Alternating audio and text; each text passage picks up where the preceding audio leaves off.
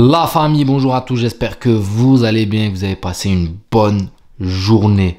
L'équipe de France est out dans cet Euro 2024 et je vais être honnête les gars, le match de hier pour moi c'est normal, l'issue de ce match est totalement logique que l'on perde contre l'Espagne. Ils sont meilleurs que nous et hier soir je suis désolé, le football a gagné. Faut être clair, net et précis, ça nous a confirmé quand même 3 choses, mais je vais en revenir dessus.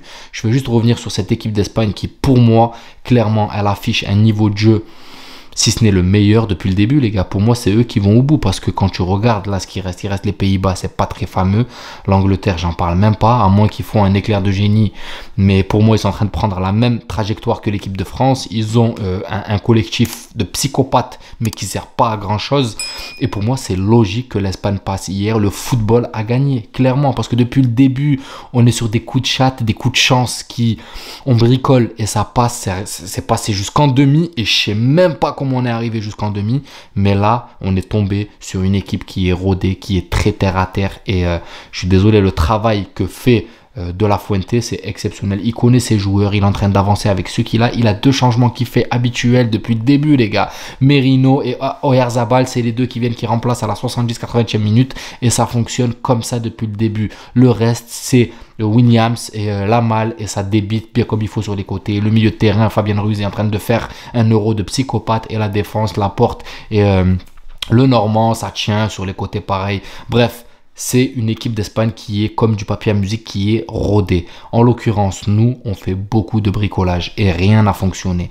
Mis à part la défense qui a été très solide parce qu'on est tombé aussi sur des équipes qui étaient plus ou moins médiocres dans cet euro. Mais là, quand on est tombé sur du concret, sur du sérieux, eh ben, on a pris le camtar en plein dans la face, les gars. Clair et net.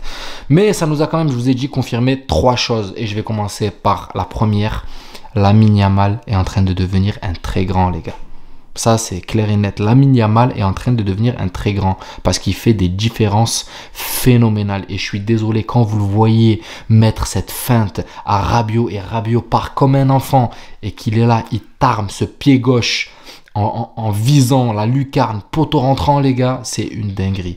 C'est une dinguerie de faire ça en demi-finale alors que tu sais que tu joues quand même la finaliste de la Coupe du Monde et juste avant, vainqueur de la Coupe du Monde. Tu joues sans pression alors que tu as 16 piges. Tu mets des darons dans le vent. Lamine Yamal est exceptionnel. De 2, ce match hier nous a confirmé, je dis bien confirmé, que Kylian Mbappé est dans un état de forme catastrophique. Catastrophique. J'espère que c'est l'effet législatif, comme il l'a dit lui-même. J'espère que c'est passager. J'espère que le Real Madrid sera le maître sur les bons rails. Parce que là, tu peux te rater un match, mais pas 2. Tu peux te rater 2 matchs, mais pas 3. Tu peux te rater 3 matchs, mais pas 4. Mais là, les gars, sur tout l'Euro, il n'y a pas un match référence de Kylian Mbappé. Vous vous rendez compte, il n'y a pas un match. J'ai pas envie de lui tomber dessus parce que tu peux traverser des phases comme ça dans ta carrière. Mais là, je trouve que le timing est très très mauvais. Tu viens de quitter le Paris Saint-Germain, tu vas t'engager au Real Madrid. Et là, frère, tu es en train de montrer que tu perds tes repères, clairement. Des repères de footballeur, les gars. Parce que j'ai trouvé aucune qualité. Je vais pas vous mentir. J'ai trouvé aucune qualité dans cet Euro à Kylian Mbappé. Les différences, il ne les fait plus. J'ai l'impression qu'il est lourd. Le timing de ses dribbles est très mauvais. Ses frappes, il n'y en a eu aucune de cadrée pratiquement. Elles ont tous fini au-dessus des cages. Donc les gars, je comprends pas. Qu'est-ce qui lui arrive? Est-ce qu'il y a quelque chose qui va mal dans son cerveau? Ok, il s'est fait péter le nez. Ok, bon, on s'est dit, bon, peut-être que ça peut déranger, le masque et tout. D'accord, ça dérange pas les Osimhen et tout. Bon, ça c'est une excuse bidonne. Ensuite, les législatives, ça c'est des excuses qu'il a sorti lui, les gars. Ok, ce qui se passe dans le pays, ça va pas, le RN va bientôt passer, enfin était sur le point de passer, pardon. Donc ça pouvait le perturber, d'accord, parce que voilà, il est anti peut-être extrême, il n'aime pas les extrêmes, il y a eu ces petites sorties médiatiques qu'il avait fait. Mais là hier, il n'y avait pas d'excuses. Et je suis désolé, le Mbappé qu'on a vu hier, pour moi c'est médiocre, c'est totalement médiocre, surtout que c'est le capitaine, les gars, de l'équipe de France, il a le brassard. Ça veut dire, il est où le Mbappé qui mobilise les troupes? Il est où le Mbappé qui est là, qui calagnac? Il est où le Mbappé qui est chirurgical devant les cages? Enfin bref, ça c'est la deuxième chose, c'est que Mbappé va très mal. Et la troisième, c'est dans la continuité, cette équipe de France est en manque d'inspiration. Je suis désolé les gars, c'est le syndrome de l'essuie-glace, je l'ai déjà dit hier, mais là aujourd'hui ça le confirme. On prend le ballon et essuie-glace, devant, derrière, et personne pour changer la donne. N'Golo Kanté hier a été catastrophique, mais c'est lui qui relève un peu ce milieu de terrain depuis le début de l'Euro, d'accord? Maintenant, tu peux pas être performant tout le temps. Lui, c'est le sens inverse. Il a fait que des matchs masterclass, et quand il est arrivé contre l'Espagne, il s'est cassé la figure. Un contrôle pas, c'était pas possible. Hier, c'était N'Golo Kanté. Maintenant, tu peux pas lui tomber dessus parce que ça arrive même au meilleur de se rater. Et quand tu vois Mbappé qui, depuis le début, se rate, donc tu peux pas reprocher grand-chose à N'Golo Kanté. Mais quand je prends l'ensemble, la globalité, l'équipe de France, à partir du milieu de terrain et l'attaque, ça va pas. Le milieu de terrain n'arrive pas à trouver ses attaquants. Les timings des passes, quand tu vois les passes que met Rabiot, les passes que met Dembélé, les passes que met N'Golo Kanté, elles arrivent jamais dans le bon timing pour lancer Mbappé dans la bonne profondeur.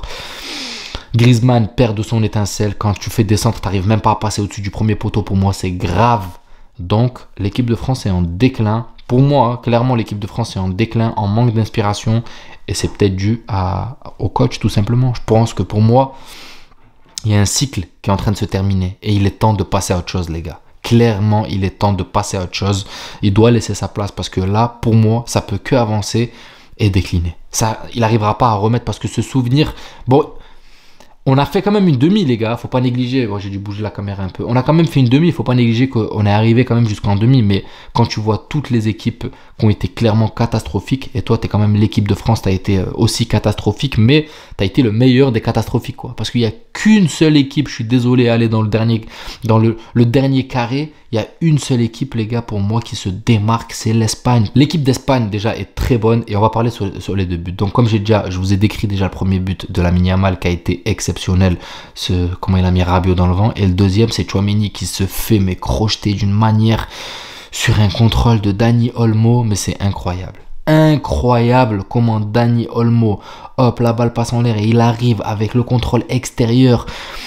Et Tchouaméni se fait aspirer, mais comme un enfant, ça lui libère une trajectoire de psychopathe, un couloir en fait phénoménal. Il a juste armé et t'avais 80% de chances que où elle est cadrée, où il y a un mec qui vient et qui la touche et qui la dévie dans le but parce que l'angle, le mec qui vient et qui la frappe en fait, elle rentre dans les cages simplement parce que il a mis de la puissance, c'était incroyable en fait. Ce qu'a fait Dani Olmo hier, c'est digne des plus grands et c'est digne de son Euro tout simplement parce qu'il a mis 3 passes D ou 3 buts, je sais même plus, mais Dani Olmo était exceptionnel sur cet Euro, tout comme Fabian Ruiz, tout comme Lamine Yamal, tout comme Williams Junior, enfin bref, une équipe d'Espagne qui est très bien rodée, le milieu de terrain Rodri qui est là, qui est régulateur de cette équipe d'Espagne, et la défense qui est là, la niaque avec un Carvajal qui ne lâche pas, Cucurella, malgré les sifflets au début, à la fin, il est arrivé, il a montré quand même que il est passé à travers ça.